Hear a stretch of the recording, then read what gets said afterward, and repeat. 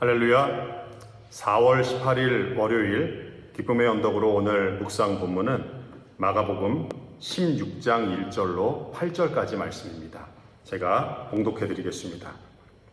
안식일이 지남에 막달라 마리아와 야고보의 어머니 마리아와 또 살로메가 가서 예수께 바르기 위하여 향품을 사다 두었다가 안식 후 첫날 매우 일찍이 해 돋을 때에 그 무덤으로 가며 서로 말하되 누가 우리를 위하여 무덤 문에서 돌을 굴려주리요 하더니 눈을 들어본즉 벌써 돌이 굴려져 있는데 그 돌이 심히 크더라. 무덤에 들어가서 흰옷을 입은 한 청년이 우편에 앉은 것을 보고 놀라매 청년이 이르되 놀라지 말라. 너희가 십자가에 못 박히신 나사렛 예수를 찾는구나. 그가 살아나셨고 여기 계시지 아니하니라. 보라, 그를 두었던 곳이니라. 가서 그의 제자들과 베드로에게 이르기를 예수께서 너희보다 먼저 갈릴리로 가시나니 전에 너희에게 말씀하신 대로 너희가 거기서 배우리라 하라 하는지라. 여자들이 몹시 놀라 떨며 나와 무덤에서 도망하고 무서워하여 아무에게 아무 말도 하지 못하더라. 아멘. 하나님이 우리에게 주신 생명의 말씀입니다. 말씀을 주신 하나님께 감사드립니다. 여러분들도 어제 부활주일을 은혜롭게 보내셨으리라 믿습니다. 사순절 또 고난주간 긴 여정의 끝에 우리 예수님 부활하셨고 부활하신 예수님께서 우리에게 생명과 그리고 기쁨을 허락하여 주셨음을 믿습니다. 그 부활을 또 기쁨으로 살아내는 저와 여러분들 되시기를 우리 주님의 이름으로 간절히 축원합니다. 우리 먼저 기도하시겠습니다. 사랑과 은혜의 주님 감사합니다. 긴 고난의 끝에 부활의 기쁨을 우리에게 허락하여 주신 하나님의 놀라우신 그 은혜와 사랑에 감사와 영광 올려 드립니다. 아직도 무덤 문에 머물러 있는 사람들이 있다면 우리 아버지 하나님 찾아가 주셔서 만나 주시고 또한 우리가 부활 소망을 붙들며 살아가는 주님의 거룩한 제자로서 먼저 그들을 찾아가 또 기쁨의 증거가 되는 우리 모든 성도들 될 수 있도록 축복하여 주시옵소서. 부활, 소망, 기쁨을 허락하여 주신 우리 구주 예수 그리스도의 이름으로 간절히 기도드립니다. 아멘. 예수님께서 십자가에 달려 죽으시자 아리마대 사람 요셉이 담대하게 용기를 내어 빌라도를 찾아가는 장면이 우리 15장 앞장에 나왔죠. 성경에서는 아리마대 사람 요셉을 존경받는 공회원이라고 소개하고 있습니다. 아마도 많은 유대인들은 아리마대 사람 요셉을 따랐을 것입니다. 그래서 빌라도도 이 요셉의 말을 무시할 수 없었습니다. 만약에 아리마대 사람 요셉이 별 볼 일 없는 사람이었다면 빌라도도 너는 뭐하는 사람이냐? 너도 반역자 아니냐? 그러면서 아리마대 사람 요셉을 무시했을 것입니다. 그런데 빌라도가 아리마대 사람 요셉의 말을 무시하지 못합니다. 아리마대 사람 요셉은 나이도 지긋했을 것입니다. 경험도 풍부하고 신망받고 존경받는 이 교계의 지도자가 아니었을까 하는 생각입니다. 이 아리마대 사람 요셉이 빌라도로부터 인계받죠. 예수님의 시신을 거두어서 정성껏 장사 지내드립니다. 요한복음 말씀을 보면 그 자리에 니고데모도 함께 있었다고 나옵니다. 15장 47절 말씀을 보시면 막달라 마리아와 요새의 어머니 마리아가 예수 둔 곳을 보더라 이렇게 나옵니다. 이 여인들이 예수님이 어디에 묻히셨는지 그 예수님의 무덤을 정확하게 봤습니다. 그래서 16장 1절 오늘의 본문 말씀이 시작되면서 여인들이 예수님의 무덤으로 가서 향품을 바르기 위한 준비를 본격적으로 하는 걸 보실 수가 있습니다. 안식일이 지나야 자유롭게 활동할 수 있죠. 보통 금요일 저녁 시간부터 토요일 저녁 시간까지가 유대인들이 지키는 안식일입니다. 안식일 시간이 다 지났습니다. 그러자 막달라 마리아와 야고보의 어머니 마리아 그리고 살로메가 향품을 잘 준비해 둡니다. 그리고 그 다음 날인 안식 후 첫날 매우 이른 시간, 그러니까 오늘날로 하면 주일 아침 이른 시간에 예수님의 무덤을 찾아갑니다. 막달라 마리아와 요새의 어머니 마리아가 예수님의 무덤을 잘 봐두었기 때문에 예수님의 무덤을 찾아가는 것은 그렇게 큰 문제가 아니었습니다. 그런데 놀라운 일이 벌어지죠. 돌무덤에 커다란 돌문이 굴려져 있는 것이었습니다.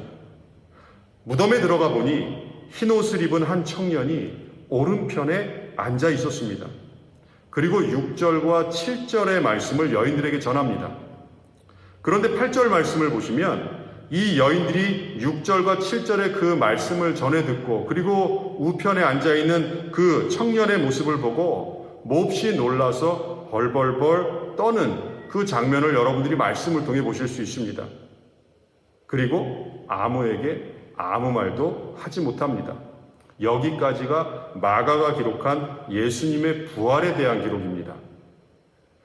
우리가 마가복음을 읽으면서 깨닫는 사실은 마가는 예수님께서 십자가의 죽음으로 가기까지의 이야기는 매우 자세하게 또 시간도 거의 한 3시간씩 쪼개서 정확하게 기록하는 걸 보실 수 있습니다.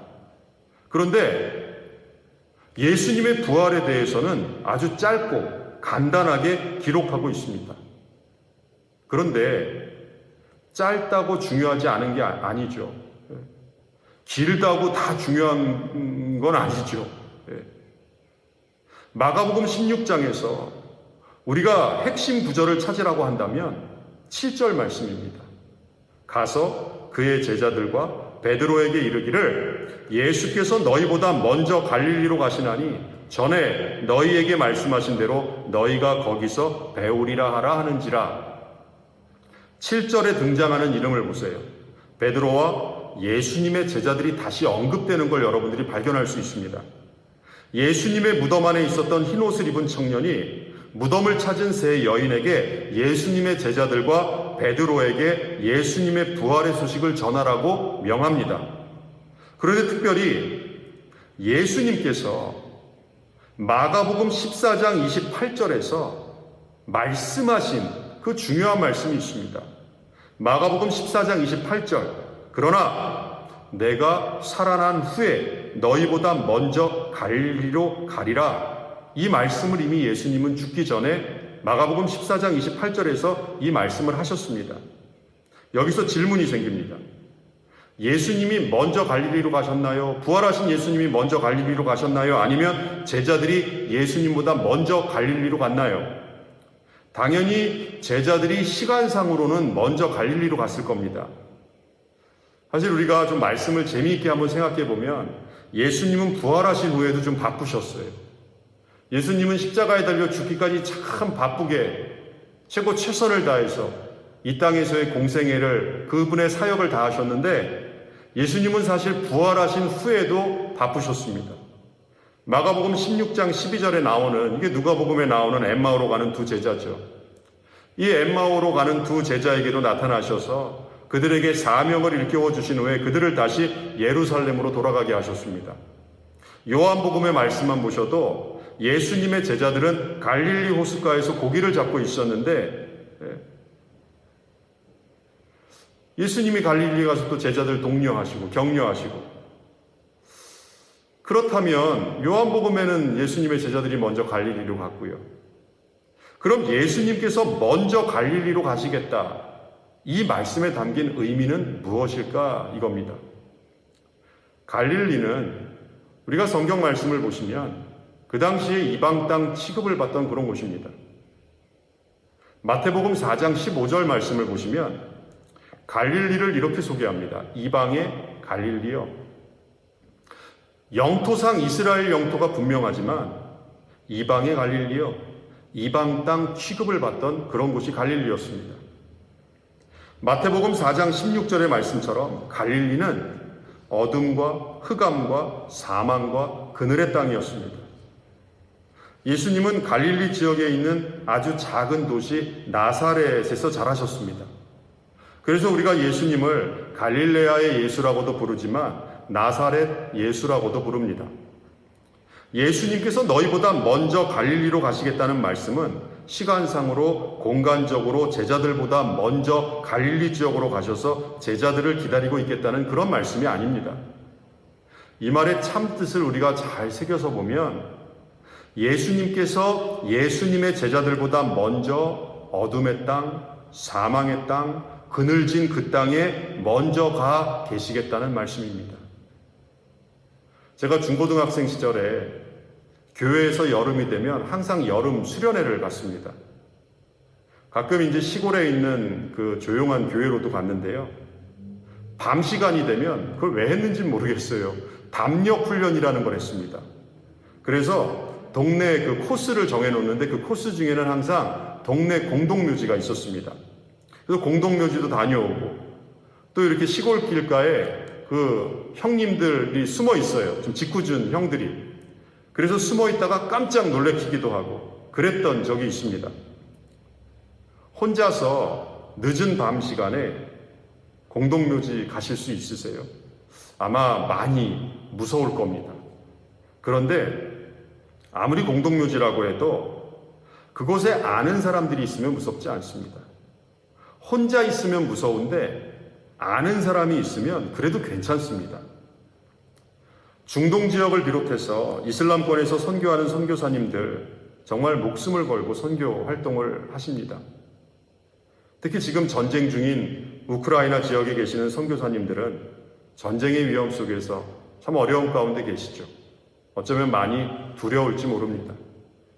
그런데 그러한 위험한 곳에서 선교 활동하시는 선교사님들이 위험한 상황 속에서도 지속적으로 선교 활동을 할 수 있는 이유는 그곳에 주님이 계시다는 믿음이 있기 때문입니다. 우리 그리스도인들이 부름받아 나선 이모 어디든지 가오리다 이 고백을 할 수 있는 이유는 부활하신 주님께서 먼저 그곳에 가 계시기 때문입니다. 먼저 주님이 그곳에 가셔서 우리를 부르시기 때문입니다. 요한복음 13장 1절 말씀은 주님의 제자에게 주시는 참 놀라운 말씀, 위로의 말씀입니다. 요한복음 13장 1절 말씀입니다. 6월절 전에 예수께서 자기가 세상을 떠나 아버지께로 돌아가실 때가 이른 줄 아시고 세상에 있는 자기 사람들을 사랑하시되 끝까지 사랑하시니라.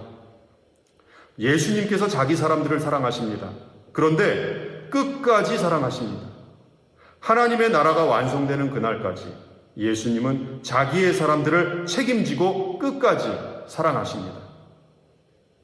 저는 예수님의 이 부활에 대한 말씀을 묵상하면서 이런 질문을 하나 썼습니다. 어떻게 하면 나를 끝까지 사랑하시는 나의 주님을 기쁘시게 할 수 있을까? 어떻게 하면 나를 끝까지 사랑하시는 나의 주님을 기쁘시게 해드릴 수 있을까? 오늘 기도하시는 가운데 주님을 기쁘시게 하기 위해 나는 어떻게 살아야 할까 고민하는 시간 되기를 원합니다. 주님을 기쁘시게 하는 성도 되기를 원합니다. 주님을 기쁘시게 하는 우리 교회가 되기를 원합니다. 부활하신 주님께서는 그분의 사람들을 끝까지 책임지고 사랑하십니다. 기도하시겠습니다. 사랑과 은혜의 하나님, 부활의 아침을 허락하시고 부활 소망을 우리에게 주셔서 감사드립니다.